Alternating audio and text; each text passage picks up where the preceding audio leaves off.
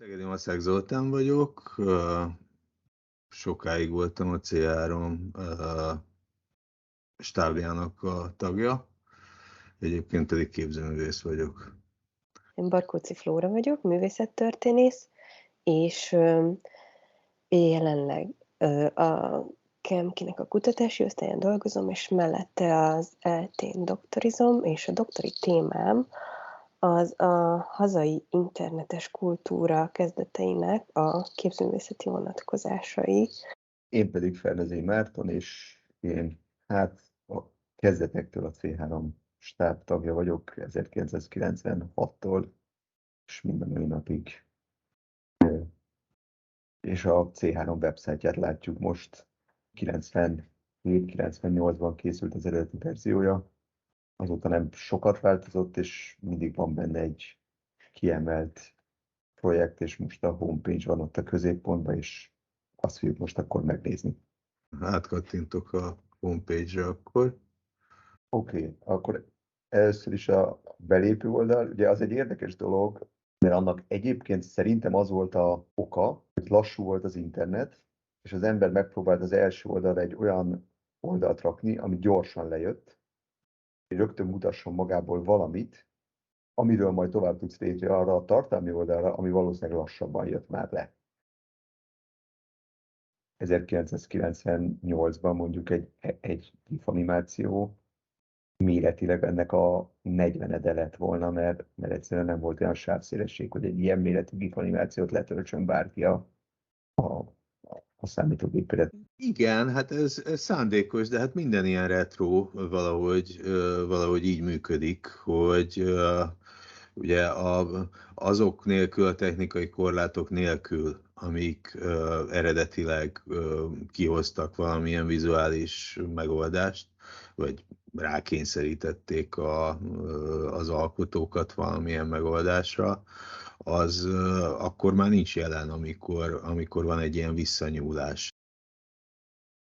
Na, menjünk tovább, szerintem itt ezt az oldalt, ezt elég jól megbeszéltük. Okay. Nyilván ezek a folyamatos utalások megvannak az idézett korszakra, tehát arra a korszakra, amivel a honlap foglalkozni kíván. Az is egy tipikus dolog, ez a readme, ez az olvass el, mielőtt belekezdesz. Ugye ez is egy olyan dolog, ami annak idején hát egy csomó helyen volt. Mielőtt bármit csinálsz, azért olvasd el, hogy itt mit fogsz találni, meg hogy kell navigálni, meg stb. Hát én a homepage-et a kezdetektől úgy értelmeztem, hogy tipikusan egy ilyen posztmodern dolog, ami így felmutat, összefoglal egymás mellé tesz dolgokat a mai néző számára. Egy gyűjtemény alapú net art mű, körülbelül szerintem ez a jó, valami ilyesmi. Ez az egész formátum szerintem reflektál erre mondjuk a kísérleti gyűjteményezésnek a lehetőségeire, hogy hogyan lehet megoldani művészeti eszközökkel egy adott időszaknak a feldolgozását. Például ugye itt van a Előd Jankinak a munkája, tehát ez szerintem tök izgi, hogy van egy ilyen direkt erre a felületre tervezett, ilyen valamennyire interaktívak, vagy igen, egy mű a műben. Szóval önmagában szerintem igen az, hogy ennek a diskurzusnak a felelevenítése, meg életben tartása, ez egyébként szolgál egy ilyen historizációs és archiválási funkciót, tehát az, hogy újra előveszünk témákat, időszakokat, művészeti jelenségeket, irányzatokat, amelyek kezdenek akár feledésbe merülni, vagy kevéssé feldolgozottak, tehát hogy ezeknek van egy ilyen történeti feldolgozáshoz való hozzájárulásuk. Na, merre menjünk tovább?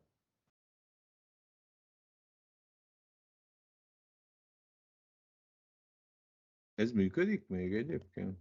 Ez nagyon vicces, és ez egy ilyen nagyon, nagyon kedves játék, mert ugye most például a Zoli elvesztette ezt a játékot, és akkor kezdheti előről, és lehet nyerni is, de nagyon nehéz nyerni, tehát nagyon sokat kell klikkelni, hogy az ember rájöjjön, hogy mire kell klikkelni ahhoz, hogy ne veszítsen. Óvatosan, óvatosan. Hát a Marci egy csomó dolgozott ebbe. Ennek egy részét együtt csináltuk az Alexei-jel. Ez 97-ben a C3-ban volt, és tényleg az volt benne az érdekes, hogy ehhez a munkához egyébként nem kellett hozzányúlni azóta.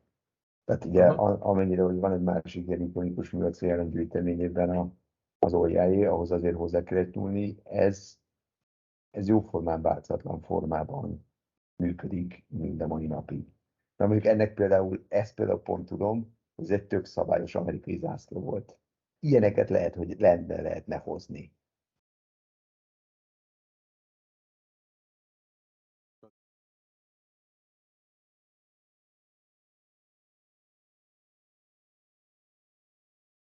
Kattintsak bele? Történik semmi. Így történik.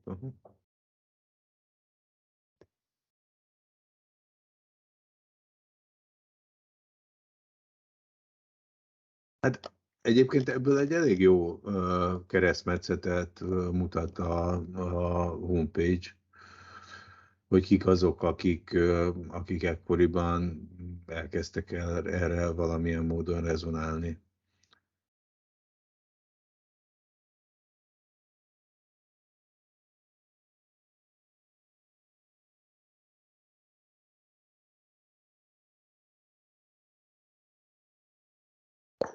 A technokultúra egy új kulturális paradigmarendszer, amely egyenesen ível a jövő évezredbe. Egyszer még fősodor is lesz belőle, hogy az akkori lázadók ellen találjanak ki valami teljesen újat. Ha mindez 1990-ben utópikusnak tűnik, akkor emlékezzünk, úgy 1965 táján senki nem gondolta, milyen konzervatív lesz a popkultúra 30 év múlva.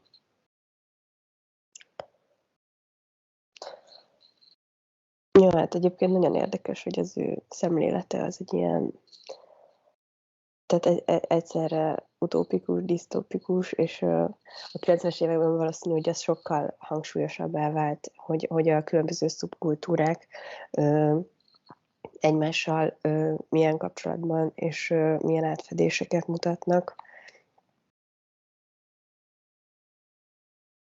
Az biztos, hogy ez a közösség, hogy őrültek voltak-e, nem tudom, de a megszállott se jó szó, hát eléggé bele tudta az embert azért inkább úgy szippantani, tehát az biztos, hogy volt, és ez nem is csak a számítógép, hanem egyáltalán ez a technológia, ami akkor lehetőséget adott egy csomó mindent megvalósítani.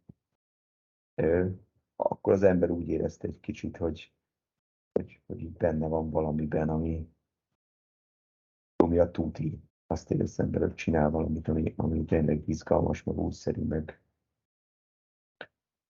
szabadabb. Tehát szabadabb. tehát ez is tehát ebből azért benne volt. Tehát ez, hogy föl kell a nap, és akkor fejezzük be. Tehát ez, hogy nem félünk a sötéttől. Ugye ez a militáris kultúra, ami nem tudom, reggel 8-kor becsöngetés van az iskolában, meg hasonló, hát ez egy abból való kilépést jelentett alapvetően. És ennek megint technikai okai voltak, mert ugye éjszaka volt gyorsabban állt, mert akkor kevesebb kockafejű használta. Hát vagy inkább a kockafejűek használják, Vagy nem annyira jó, lehet, hogy kockafejűek fordítva, használják. oké, akkor igen, kevesebb vogon használta, fogalmazunk így, igen. Igen. Egyébként ezek, amik itt a Kömlődítől, itt vannak szövegek, ezek szerintem elég pontosak. Szóval, hogy egy teljesen más gondolkodásmód is járt ezzel a dologgal. És ugye amiről itt a Komlődy is ír, hogy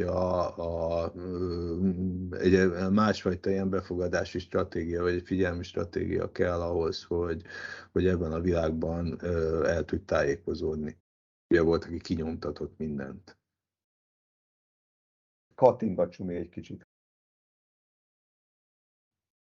A tempót a vélt vagy valós, tudományos és gazdasági szükségszerűség diktálja, miközben a tudományos fikció áthitatja a mindennapjainkat. Hát ez Moore is, hogy ez most már 22 éve? Igen.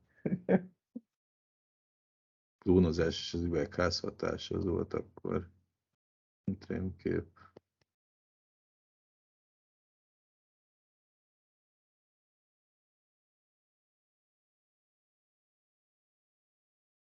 A Quake volt az első olyan ilyen FPS játék, amit számítógépes hálózaton, tehát internet alapú számítógépes hálózaton lehetett játszani.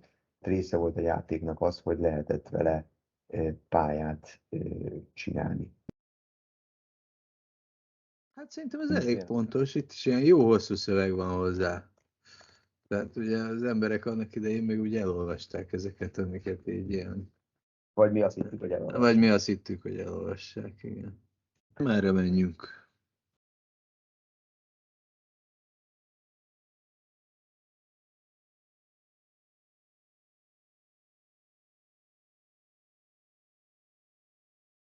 A Képzőművészeti Egyetemen vagy főiskolán megrendezett Metafórum konferenciasorozat 94-96 között. Egy olyan platform volt, ahol épp ezek az ilyen internet aktivizmusban is fontos szerepet játszó szereplők, főleg nemzetközi szereplők itt egy helyen tömörültek és találkozhattak, és nagyon izgalmas diskurzusok alakultak ki, de hogy egy ilyen eleve nagyon szűk és nagyon underground közeg volt ez a netártos közösség, igazából mondhatni, hogy egy baráti közösség, akik találkoztak évente párszor, illetve nyilván virtuálisan kapcsolatot tartottak, illetve volt ez a híres NetTime levelező lista, aminek egyébként, nem tudom, hát például a Sugáz nyilván rajta volt, de hogy lehet, hogy volt egy csomó, akár többen is feliratkoztak, magyarok is, de hogy ugye eleve ez angol nyelven zajlott, azért az angol nyelvű kommunikáció sem volt evidens még így hazai képzőművészek számára 90-es években legalábbis. Tehát volt egy számos olyan korlát is, ami ilyen kulturálisan, meg akár nyelvileg meghatározta azt, hogy mennyire tudnak ebből bekapcsolódni. Mert hogy pont ezért mondjuk ez a NetTime mozgalom azért egy ilyen erősen antikapitalista szemlélettel működött. Igen, hát ez a Nootropic, ez volt a legelső ilyen weboldala az Intermedián. Igen. Igen, és ez pedig egy gyűjtés hallgatói webmunkákról.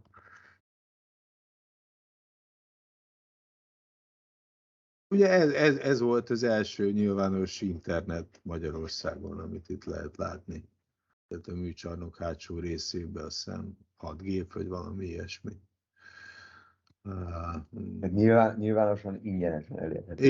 Igen, jegyet kellett venni. Igen. Jegyet kellett venni szerintem, nem? Hát igen, de hát most igen.